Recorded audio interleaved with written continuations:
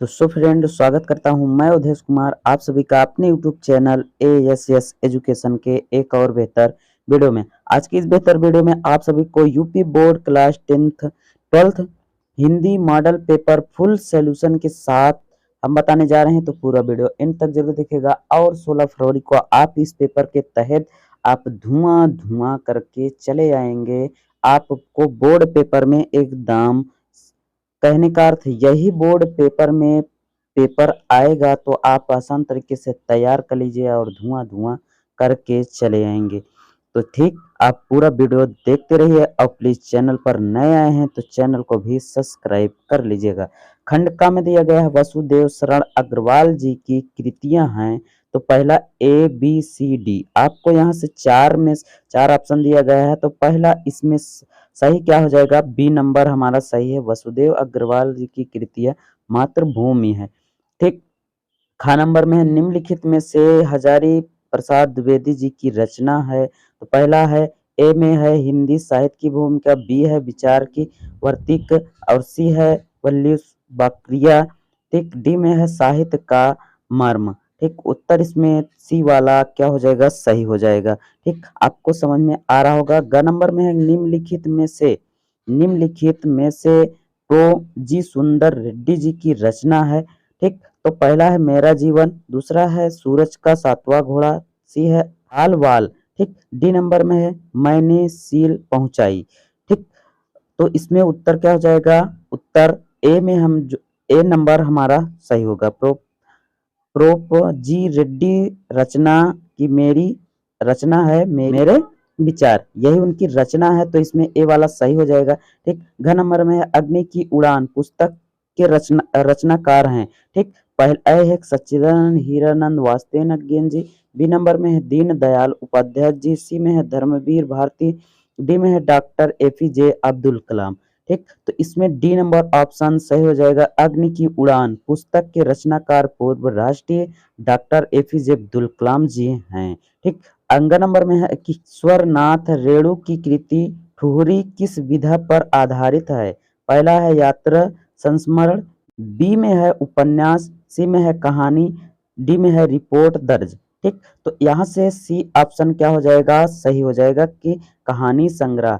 ठुहरी इनकी कहानी संग्रह है। ठीक। दूसरा है दो का। ठीक। रस कलास किसकी रचना है? तो पहला है भारतेंदु हरिश्चंद्र, दूसरा है क्या? जगन्नाथ दास रत्नाकर, सी है अयोध्या सिंह उपाध्याय हरिओद। ठीक। डी नंबर में है जयशंकर प्रसाद। तो इसमें ऑप्शन जो सही होगा सी नंबर में रस क्लास अयोध्या सिंह उपाध्याय हरिऔध की रचना है। हरिऔध में इसे 1940 में लिखा था। बात आपको क्लियर हो गई होगी।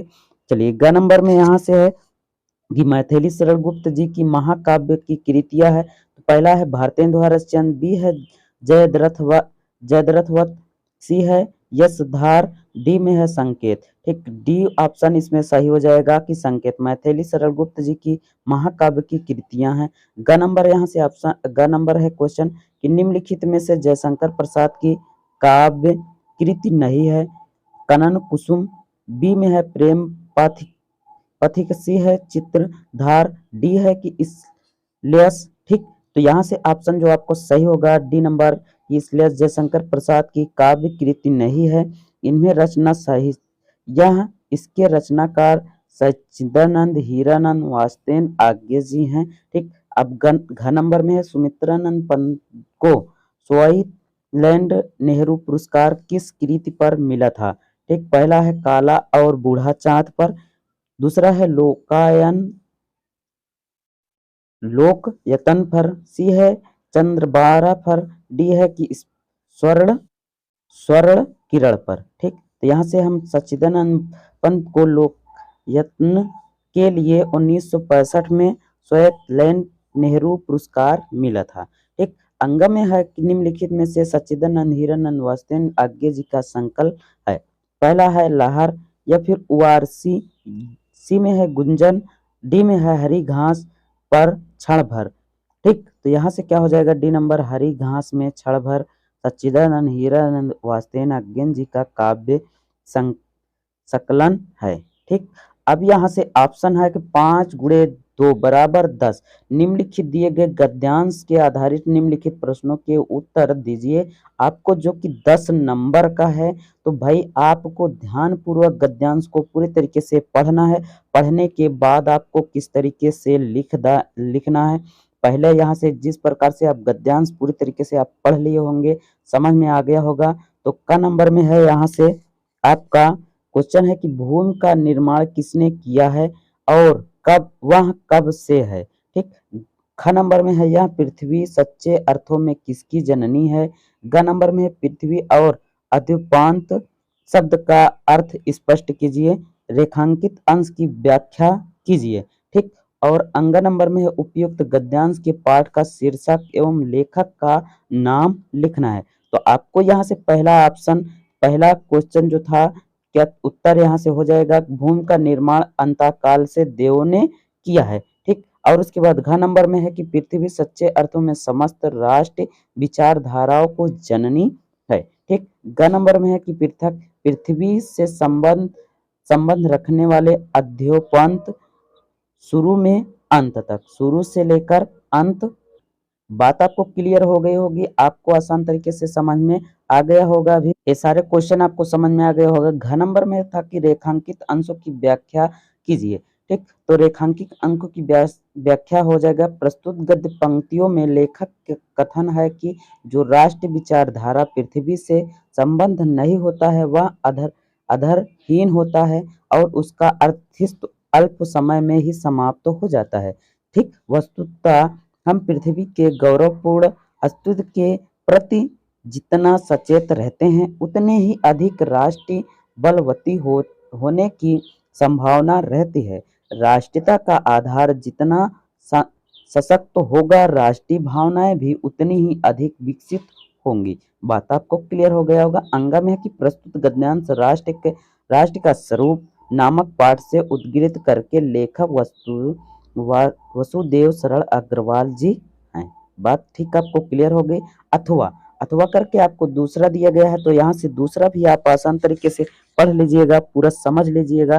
ठीक। और उसके बाद गद्यांश को पूरे तरीके से पढ़िएगा ध्यान से। भाई आपको गद्यांश पढ़ने पर ही आपको समझ में आ जाएगा, आप आसान तरीके से क्वेश्चन को कर सकते हैं। ठीक। गद्यांश आपको दिख रहा है। का नंबर में आपको क्वेश्चन भी दिए गए हैं, भगवान बुद्ध के मार्ग विचार के बाद क्या किया। ठीक। घ में है कि बोधिसत्व को शोरमणि कौन बना। ठीक। कौन, यहाँ से ग नंबर में है कि बोधिसत्व और अभिसार शब्द का क्या अर्थ है। ठीक। और ग में है रेखांकित अंशों की व्याख्या कीजिए। तो अथवा में दिया गया है, तो आप दोनों में से एक क्वेश्चन को करना है। ठीक। और दोनों नहीं करना है। ठीक। अब अंग में है कि उपयुक्त गद्यांश के पाठ का शीर्षक और लेखक का नाम लिखिए। ठीक। तो यहाँ से आप देख सकते हैं उत्तर का नंबर में भगवान बुद्ध ने मार विजय के बाद बैरागियों की एक पलटन खड़ी की। ठीक। अब घ में हो जाएगा बोधिसत्व का शिरोमणि यक्षों के व्रजपाणी नामक देवता बन गए। ठीक। ग नंबर है बोधिसत्व सत्य के लिए प्रबुद्ध शिक्षित। ठीक।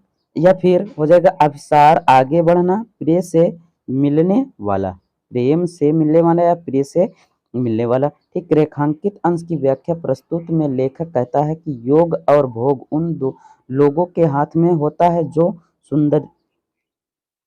सुंदरी के साधनों की प्रति समर्पित हैं। ठीक। अंग में है उपयुक्त गद्यांश के फूल शीर्षक से लिया गया है। इसके लेखक डॉक्टर राजेंद्र प्रसाद द्विवेदी जी हैं। ठीक। आपको समझ में आ गया होगा, क्लियर हो गया होगा। तो यहाँ से क्वेश्चन नंबर 4 हम देखेंगे कि दिए गए गद्यांश पे आधारित निम्नलिखित पद्यांशों के उत्तर दीजिए। जहाँ भी आपके क्वेश्चन आपके 10 नंबर का होगा, तो आप आसान तरीके से यहाँ से भी इसको भी तैयार कर लीजिएगा। ठीक। आप गद्यांश को पूरी तरीके से पढ़िएगा।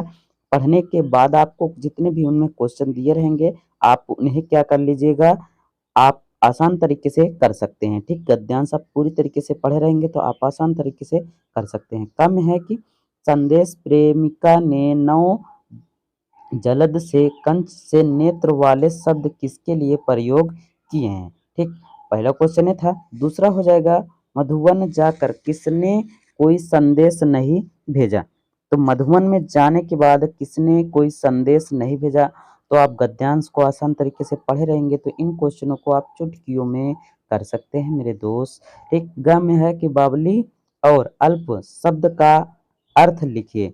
बावली और अल्प शब्द का अर्थ लिखिए। घ में है कि रेखांकित अंशों की व्याख्या कीजिए।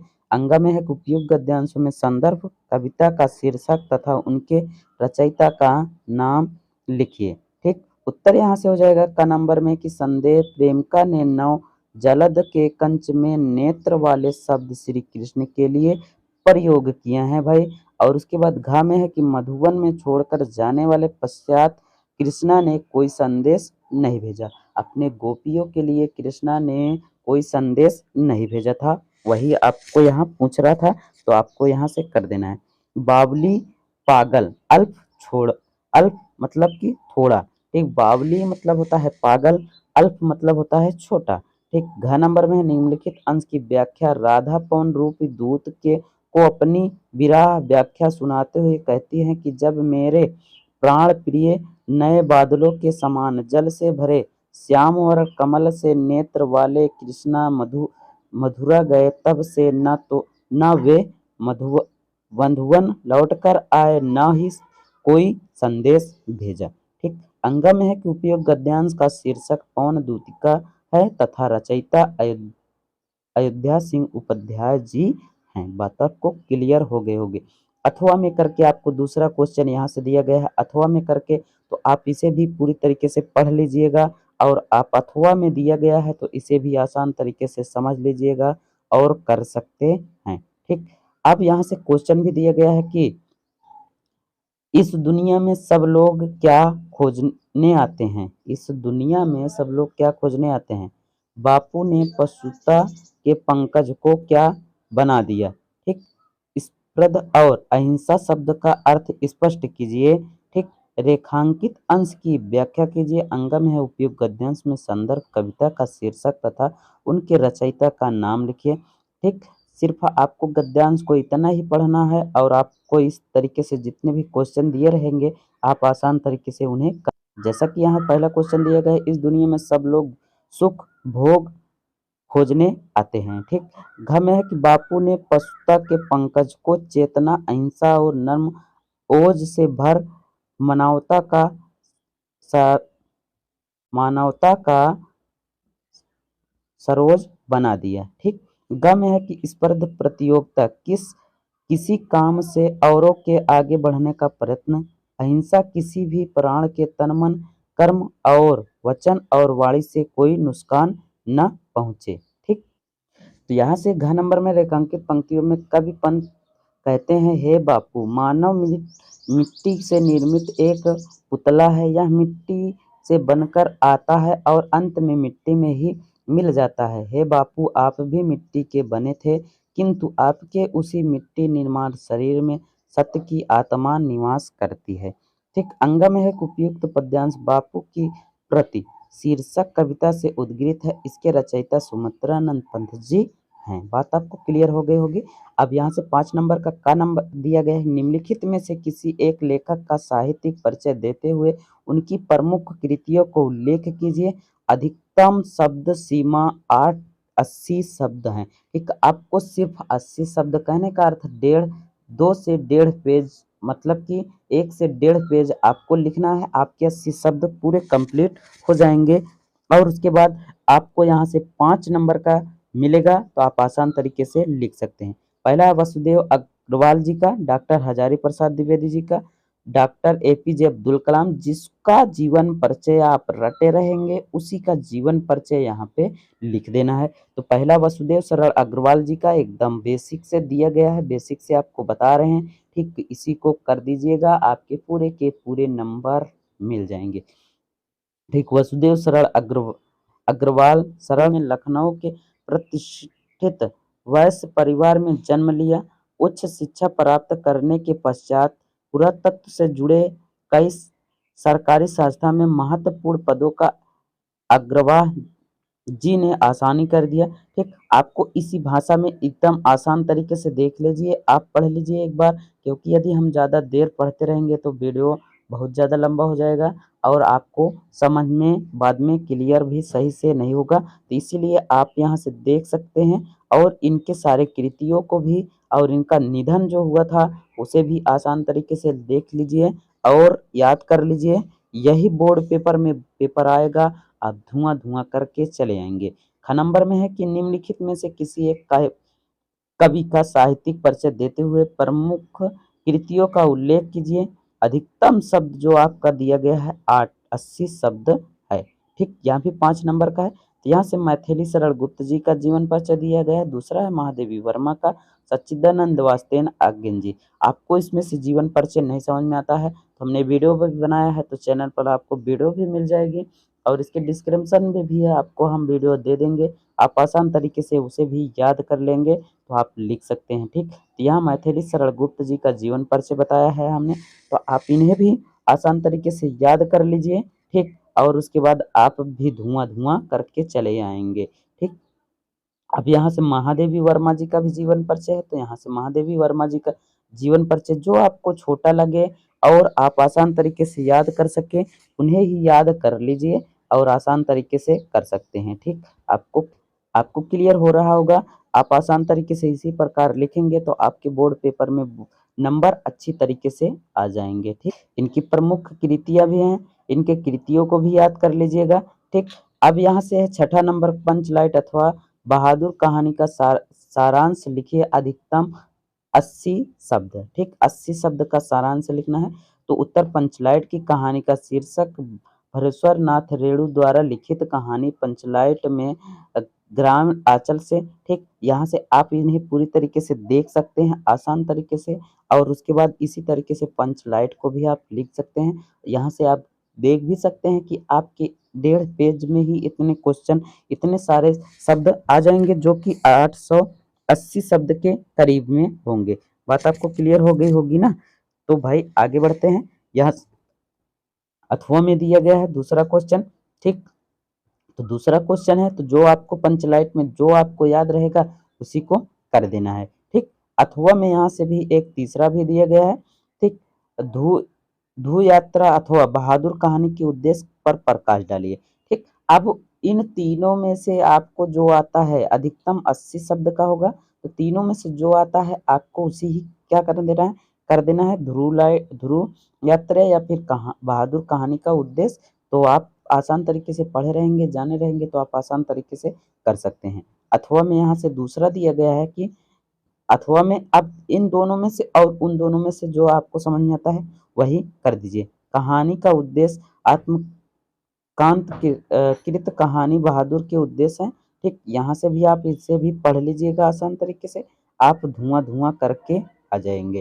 ठीक, चलिए यहाँ से 7 नंबर क्वेश्चन है कि स्वपठित खंड काव्य के आधार पर किसी एक खंड के एक प्रश्न का उत्तर दीजिए। अधिकतम शब्द 80 शब्द होंगे। ठीक, आपको यहाँ से पहला है कि मुक्त यज्ञ खंड खंड काव्य के नायक का चरित्र। ठीक, 5 नंबर का जो कि आपको 5 नंबर का अथवा फिर मुक्त यज्ञ खंड काव्य के आधार पर द्वितीय विश्व युद्ध की कथा वस्तु लिखिए। ठीक, तो आपको इसे क्या करना है, इन्हें आप अपने शब्दों में एक बार याद कर लीजिएगा तो आसान तरीके से लिख सकते हैं। अथवा सत्य की जीत खंड काव्य की कथा वस्तुता लिखिए। ग नंबर में है यहाँ से खंड काव्य के पंचम संग्र की कथा अपने शब्दों में लिखिए। अथवा में आपको करके यहाँ से दो दिया गया है, तो आप दोनों में से जो आपको समझ में आता है उसे ही करना है। घ में है कि आलोक विरत खंड काव्य के आधार पर गांधी जी का चरित्र चित्रण कीजिए। तो गांधी जी का जो चरित्र चित्रण है, गांधी जी किस प्रकार थे, तो उनके चरित्र चित्रण के बारे में बताना है। तो यहाँ से भी इसे भी आप आसान तरीके से कर सकते हैं। अंगा नंबर में है कि त्याग पथी खंड काव्य के आधार पर राजश्री का चरित्र चित्रण कीजिए। ठीक, अथवा त्यागपथी खंड काव्य के पंचम संग्र की कथा अपने शब्दों में लिखिए। तो आपको जो आता है सबसे पहले उसे ही करते चले जाना है और आपको तो यहाँ से अंगा नंबर में है कि त्यागपथी खंड काव्य के आधार पर राजश्री का चरित्र चित्रण कीजिए। अथवा आपको त्यागपाती खंड काव्य के पंचम संग्रह की कथा अपने शब्दों में लिखना है। तो ठीक आपको इसमें कुछ ऐसे हैं कि जो नहीं करना है, तो आप वहां से टीचर से एक बार पूछ लीजिएगा आसान तरीके से, तो आपको समझ में आ जाएगा। ठीक, अथवा यहाँ से श्रवण खंड काव्य के अध्योग संघ की कथा वस्तु अपने शब्दों में लिखना है। ठीक, तो यहाँ से ख नंबर का जो उत्तर है यहाँ दिया गया है, तो आप इन्हें एक बार ध्यान से पढ़ लीजिएगा। आपके बोर्ड पेपर में यही आएगा, तो आप आसान तरीके से कर सकते हैं। ठीक, अब हम इतना भाई आपको पूरी तरीके से वीडियो बता दे रहे हैं। यदि ज़्यादा बताते हैं तो आपको यहाँ से मतलब कि बहुत लंबा वीडियो हो जाएगा, और उसके बाद आप यहाँ से देख भी सकते हैं कि कितना ज़्यादा आपको कितने कम शब्दों में हमने बताया है, तो आपको आसान तरीके से समझ में आ जाएगा और आसान तरीके से आप लिख सकते हैं। ठीक, बात आपको क्लियर हो गई? ठीक, तो यहाँ से आप देख सकते हैं और इन्हें आसान तरीके से लिख सकते हैं। तो यहाँ से और आगे दिया गया है कि कहा कहाँ दुर्योधन ने उठ गरज, खींच कर नहीं खींचे तीर। ठीक, तो यहाँ क्वेश्चन आपको दिया गया है, तो इसका तीसरा मृत देशी दुर्योधन ब्रह्म रूपी पांडवों को अपने भाई बताता है, किंतु अंतरिक्त रूप से अपनी जड़ें काटता है। वह पांडव का स्वरूप हरण करके उन्हें अपमानित और दर-दर का भिखारी बनाना चाहता है। द्रौपदी के शब्दों में, ठीक, तो द्रौपदी के शब्दों में यहाँ से दिया गया है, किंतु भीतर-भीतर चुपचाप छिपने तुमने अग्नि पास, ठीक, फंसने के पांडव निष्पट चाहते थे कि तुम उनका नाश करो। ठीक, आसान तरीके से आपको समझ में आ रहा होगा। यहाँ से आप क्या कर कर सकते हैं और इन्हें याद कर सकते हैं। यही बोर्ड पेपर में आपके पेपर आएगा और आसान तरीके से आप कर सकते हैं। ठीक, और अगला देखिए कि यहाँ से चौथा नंबर के अहिस्तुत दुर्योधन का स्वभाव बड़े दुर्योग था। ठीक, तो पांडवों का बढ़ता हुआ यश तथा सुख शांति पूर्व जीवन उसकी ईर्ष्या का कारण बन जाती है। वह रात दिन पांडवों के विनाश का ही योजना बनाना रहता है। इसके दुर्योष स्वभाव का चरित्र देखिए। ठीक, तो यहाँ से आप इसे देख सकते हैं, आसान तरीके से इसे कर भी सकते हैं। अथवा यहाँ से ख नंबर में दिया गया है, सत्य की जीत खंड काव्य वास्तव द्वारिका प्रसाद महादेवी कृति सत्य की जीत नामक खंड काव्य के महाभारत द्रौपदी चिरहरण पर आधारित कथानुसार दुर्योधन द्वारा पांडवों के क्षति किरीट के लिए आमंत्रित करने तथा साथ प्रारंभित होता है। पांडव इस निमंत्रण को स्वीकार कर कौरव के बिछाए जाल में फंस जाते हैं। ठीक, कौरव का पक्ष छल द्वारा को हराया जाता है। इसके शर्त हारने के पश्चात, ठीक, तो यहाँ से आपको इतने कथानुसार दिए गए हैं, तो इसे भी आप याद कर सकते हैं। ठीक, और यही बोर्ड पेपर में पेपर आएगा, तो आसान तरीके से आप कर सकते हैं। ठीक, आपको पूरा क्लियर दिख रहा है, पूरे तरीके से आप आसान तरीके से इसे याद कर लीजिएगा और आप यहाँ से कर सकते हैं। ठीक, खंड खा में हम चले जाते हैं। खंड खा में पहला एक क्वेश्चन 8 का दिया गया है कि दिए गए संस्कृत गद्यांशों में से किसी एक का संदर्भ सहित हिंदी में अनुवाद कीजिए, जो कि आपके 5+2 कहने का अर्थ 7 नंबर का आएगा। आप इसे इसमें संदर्भ सहित हिंदी में अनुवाद करना है। ठीक, किसी एक प्रश्न का, तो आपके प्रश्न जितने भी दे रहेंगे उसमें से एक करना होगा।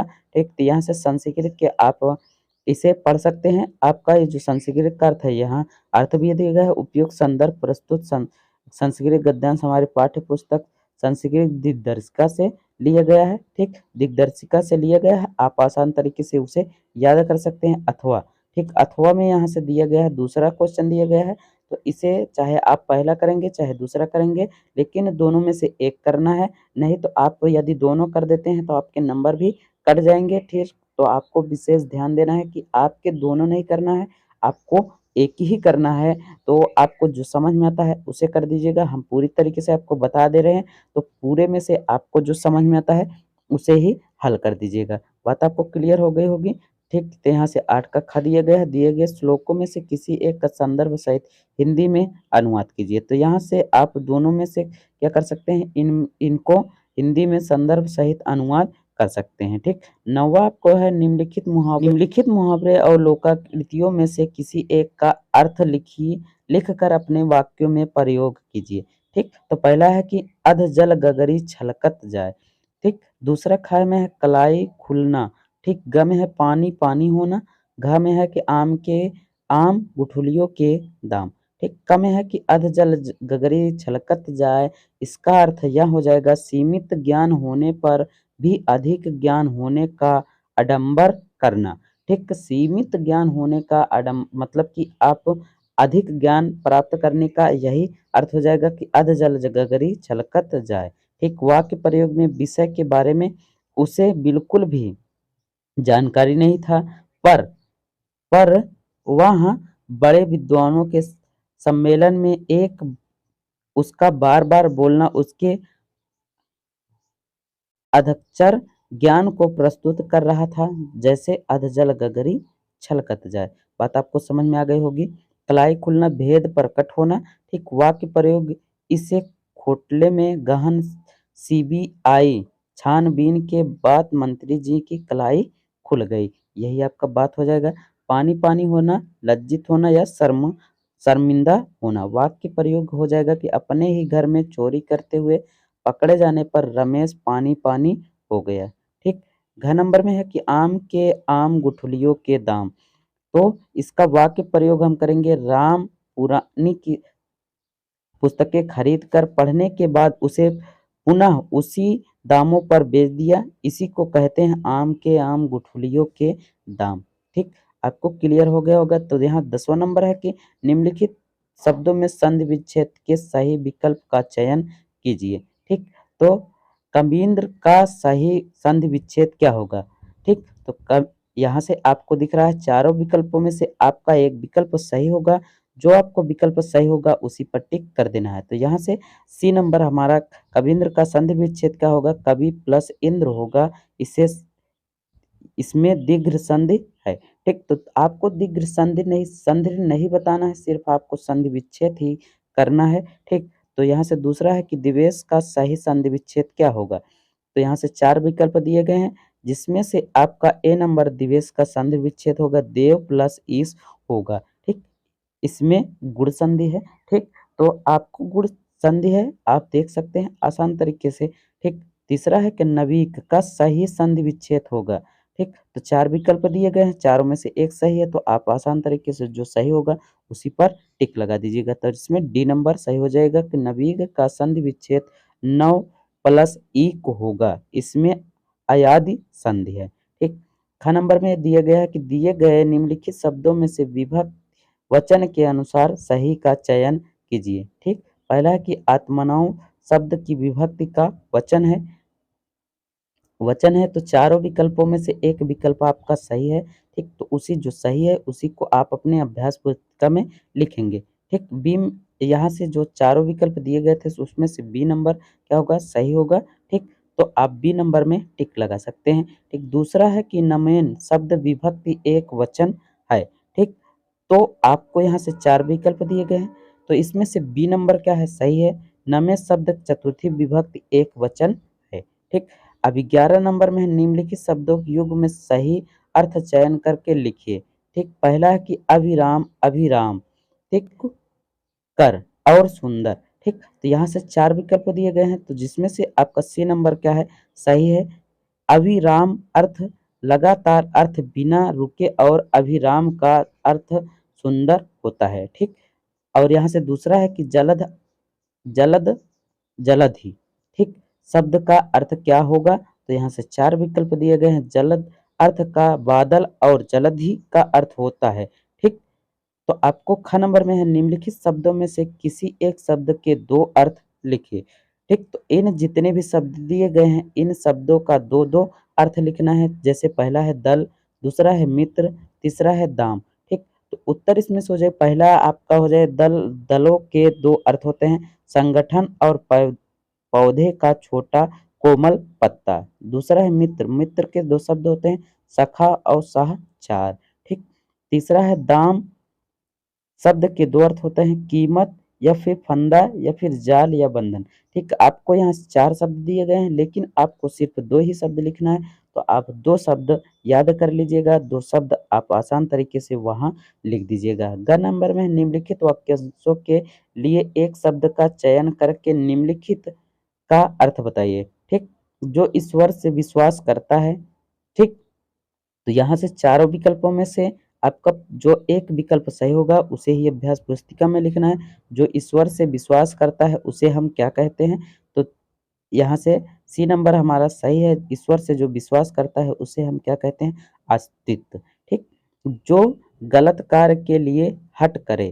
ठीक, तो पहला है दुर्ग्राह, दूसरा है दुराग्राही या फिर सदाग्राही या फिर सत्याग्राही। ठीक, तो आपको चारों विकल्पों में से बी नंबर आपका विकल्प सही होगा। जो गलत कार्य करता है, करने के लिए हठ करता है उसे क्या कहते हैं? दुराग्राही। ठीक, निम्नलिखित में से किन्हीं 2 वाक्यों के को शुद्ध करके लिखिए। ठीक, यह पहला आपका है कि यह पद्यांश नौका विहार कवि से संग्रहित है। दूसरा है क्या मेरी तौलिया सूख गई। ठीक, तीसरा है तुम मेरे से मत बोलो। ठीक, चौथा निरा अपराधी को दंड नहीं देना चाहिए। ठीक, तो उत्तर यहाँ से चारों आपको आसान तरीके से यहाँ बताया गया है, तो आप आसान तरीके से ऐसे लिख सकते हैं। 12 का क नंबर में है कि वीर अथवा करुण रस का लक्षण और उदाहरण सहित लिखिए। तो वीर रस और करुण रस हमने वीडियो में आपको बताया है, तो आप वहां से देख सकते हैं आसान तरीके से और याद भी कर सकते हैं। और यहाँ भी देख लीजिए, आपको हम आसान शब्दों में बताए हैं, तो जैसे भी आप या आसान शब्दों में याद कर सकते हैं। ठीक, अथवा यहाँ से करुण रस लक्षण शोक नामक अस्थाई भाव, विभव अनुभव और सचारी भाव के सहयोग से करुण रस की उत्पत्ति करता है। ठीक, तो उदाहरण के तौर पर यहाँ से दिया गया है, उदाहरण के तौर पर इसे याद कर लीजिएगा। ठीक, खम है संश्लेषण अथवा उत्प्रेक्षा अलंकार लक्षण और उदाहरण लिखिए, जो कि आपके 2 नंबर के दिए जाएंगे। तो ठीक, श्रेष्ठ अलंकार अथवा अथवा लक्षण। ठीक, तो यहाँ से जो किसी शब्द का प्रयोग एक ही बार किया जाता है, उसके एक से अधिक अर्थ निकलते हैं, तो उसे संश्लेषण अलंकार कहते हैं। ठीक, तो उदाहरण के लिए चरण धरल चिंता करत चितन और।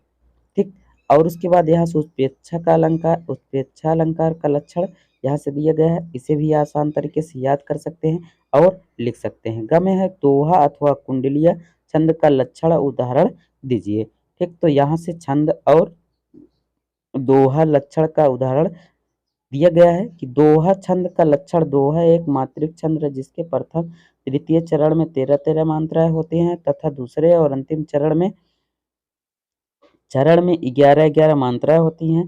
यह यति चरण के अंत में होती हैं और समचरण के अंत में लघु होता है। ठीक, उदाहरण मेरी भाव बाधा हरो राधा नारिकिक सोय जतन कई छाई परे श्याम हरित दुत होय। ठीक, अब यहाँ से कुंडली चंद्र का अलंकार हो जाएगा। कुंडली दोहा रोला के योग में से बना विषम मात्रिका चंद्र है। इस चंद्र के 6 चरण होते हैं। प्रथम प्रत्येक चरण में 24-24 मात्राएं होते हैं।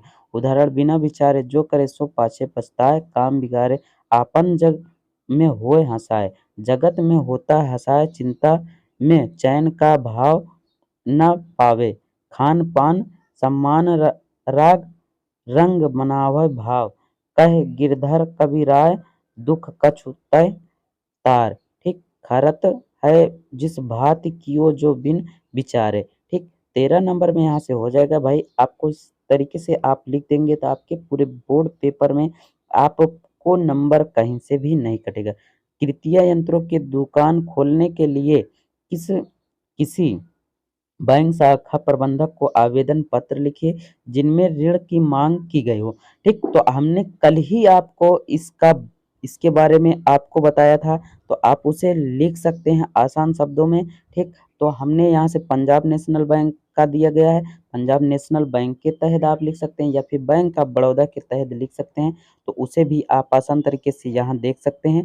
इसी तरीके से हमने कम शब्दों में आपको बताया है, तो वहाँ से आप कम शब्दों में भी लिख सकते हैं। ठीक, आप यहाँ से है कि अथवा नैतिक लिपिक के पदों पर अपनी नैतिक के लिए किसी विद्यालय प्रबंधक को एक आवेदन पत्र लिखिए। तो आवेदन पत्र भी बताया है, तो उसे भी देख सकते हैं वीडियो। उसमें भी आपको आसान तरीके से शब्दों में बताया है, तो वहाँ से भी आप लिख सकते हैं और यहाँ से भी आप देख सकते हैं, ठीक? और आसान शब्दों में लिख सकते हैं। बात आपको क्लियर हो गई होगी।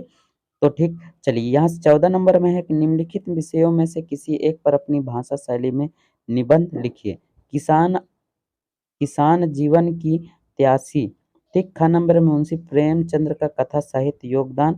ग नंबर में है विज्ञान वरदान का अभिशाप। विज्ञान वरदान का अभिशाप आपको हमने बताया है, तो वहाँ से भी आप आसान तरीके से देख सकते हैं। घ में है कि राष्ट्रीय अभिधान अनिवार्य आवश्यकता, ठीक। और अंग में है कि विद्यार्थी जीवन में अनुशासन का महत्व, ठीक। तो यहाँ से भी आप आसान तरीके से देख सकते हैं और उसके बाद वहाँ से भी आपको आसान तरीके से मिल जाएगा।